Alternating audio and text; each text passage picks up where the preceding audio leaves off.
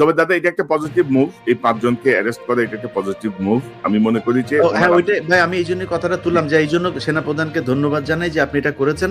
আমার মনে হয় এই বিডিআর হত্যাকাণ্ড গঠিত যে কমিশন, তাদের একটা লিস্ট আছে কাকে কাকে জিজ্ঞাসাবাদ এবং করতে হবে, তাদেরকেও গ্রেপ্তার করবেন, এবং গুম কমিশনের যে তালিকা দেওয়া হয়েছে তাদেরকেও গ্রেপ্তার করার সুযোগ করে দিবেন। আন্তর্জাতিক অপরাধ ট্রাইব্যুনালের যে তালিকা আছে তাদের সবাইকে আপনারা সেনাবাহিনীর পক্ষ থেকে কোনো বাধাহীনভাবে তাদের গ্রেপ্তার করার সুযোগ দিবেন, এবং এই ফৌজদারি কার্যবিধিতে যেভাবে বিচার হয় সেইভাবে, সেনা আইনের বিচারে না।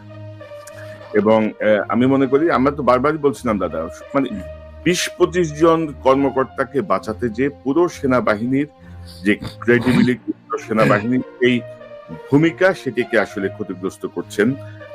মানে কেন করছেন, কার পরামর্শে করছেন সেটি আমরা জানি না। আমার মনে হয় যেন ইটস এ পজিটিভ মুভ, এবং তিনি আমাদের কথাগুলোর পরে হইলেও শুনবেন, বা সকল কিছু দেশের স্বার্থে, সেনাবাহিনীর সম্মানের স্বার্থে।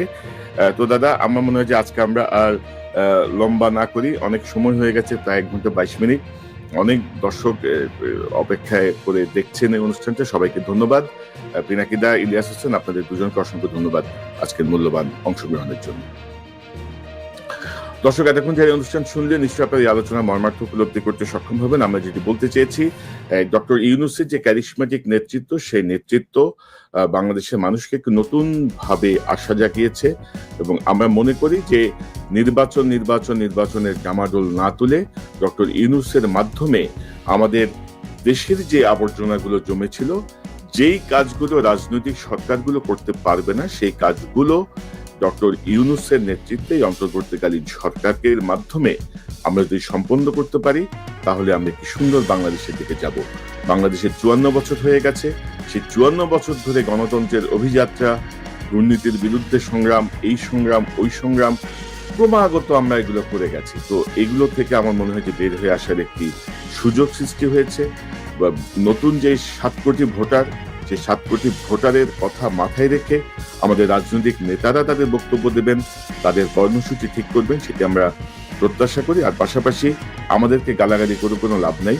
ইউটিউব থেকে যে টাকা আমাদের আসে ভিউয়ারশিপ থেকে, তার অর্ধেকের বেশি খরচ হয়ে যায় আমাদের পেইড সফটওয়্যারে।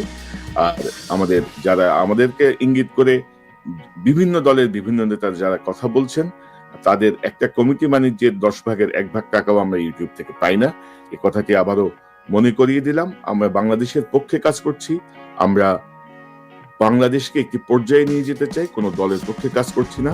হাসিনা হুমকি দিয়ে কিছু করতে পারে নাই, হাসিনা জেলে পাঠিয়ে পারিবারিকভাবে নির্যাতন করে কিছু করতে পারে নাই, আর এখন তো সেই স্বপ্ন অনেক দূরাগত।